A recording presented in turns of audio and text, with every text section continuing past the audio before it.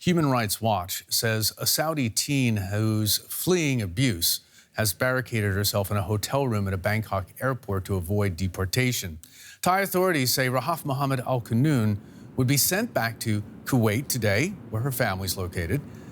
But al-qunun says she holds a visa for Australia and plans to seek asylum there.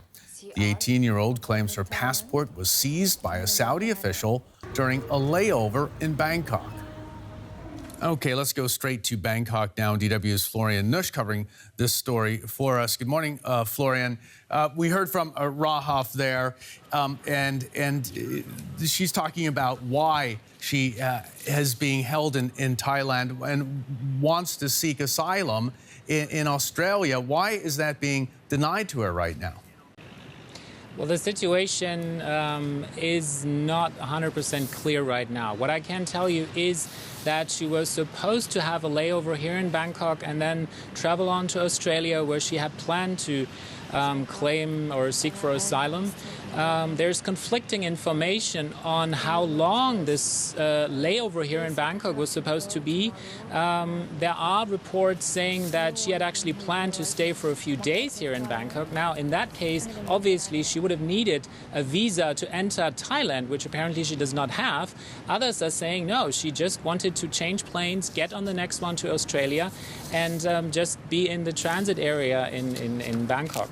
So right now, apparently, there are Thai immigration officials and the Saudi officials from the embassy here trying to solve this situation, which for every side is very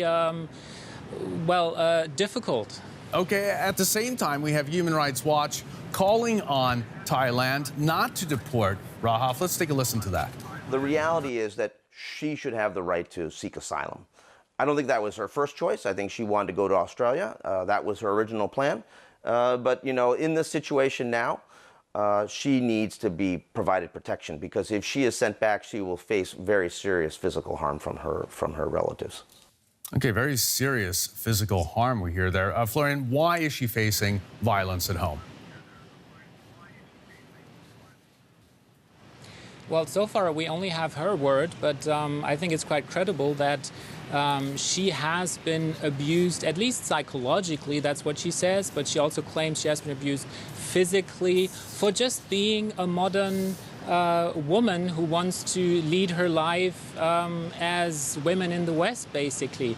So she writes in her Twitter account that, for example, just for cutting her hair short, she she was put under house arrest for 6 months. She wasn't allowed to leave her room. She has renounced Islam, and apparently that is something that is very, very severe. This is why she said she had to leave, to flee her family, to flee Saudi Arabia, and seek protection somewhere else. Okay, this case is, of course, getting, as a result of all of this, a lot of international attention, and Rahaf is getting a lot of personal support as well. Yes, definitely. I mean, this story is going wild on social media. For once, I guess, because the infamous case of journalist Jamal Khashoggi from Saudi Arabia, who was murdered in Turkey by Saudi officials. Apparently, this has put Saudi Arabia under scrutiny, and so everyone has been reminded that the situation in terms of human rights is very, very difficult in Saudi Arabia. But it's also Thailand that is in the public eye right now. And Thailand has a history, indeed, of sending back refugee seekers to their respective countries, even to authoritarian regimes. Just in October, we have seen the case of a Bahraini national who was on his honeymoon here in Bangkok, in Thailand. And so Thai authorities have seized him, have put him in detention, because Bahrain actually demanded that he would be sent back to Bahrain. So this situation is also quite unclear. So we have to wait and see what the fate of this Saudi woman will be. There are many other flights, not direct flights, but layover flights to Kuwait, to Saudi Arabia. So there's still plenty of opportunity to send her back.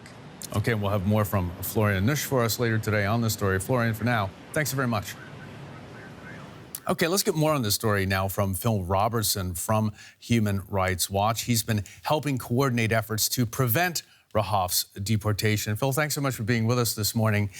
Why is Human Rights Watch calling for Rahaf's deportation to be halted? Well, she has suffered psychological and physical abuse before she arrived in Saudi Arabia. She is quite fearful for her life if she is sent back. We're calling for the Thai government to permit the UN Refugee Agency, the UNHCR, to have access to her and to allow them to do a status determination on her, whether she needs to receive refugee protection. And if she does, she should receive that, and Thailand should abide by that. Okay, you've personally been in touch with Rahaf. How is she holding up right now? She's very frightened. She's very tired. She has been awake for 4 days. And she is still determined to fight, but she doesn't know what's going to happen next. She has barricaded herself in a hotel room at the airport. She is saying that she will only talk to UNHCR, and we continue to press the Thai government to allow UNHCR to have access to her and to offer her the kind of protection that she needs. Because if she's sent back, we have very, very serious fears that she would suffer great harm. Okay, you've been talking to the Thai government to make sure Rahaf gets the protection that she needs. She wants to seek asylum in Australia. She says she has a visa to go there. Why then is the Thai government not letting her simply move on? Well, that's an excellent question. What happened was when she arrived from Kuwait in Thailand, she was met at the gangway of the plane, coming off the plane, and by a Thai official from the Saudi embassy who seized her passport. And since then, that passport has been kept from her, and they're now saying that they're going to send her back to Kuwait. They say that she applied for and failed to get a visa on arrival in Thailand. But in fact, she didn't want to go to Thailand. She was planning to go to Australia. She had a tourist visa for Australia, and she should have been permitted to go there with no interference. Phil Robertson coordinating right now the efforts to prevent Rahaf's deportation from Thailand. Thanks very much for being with us today.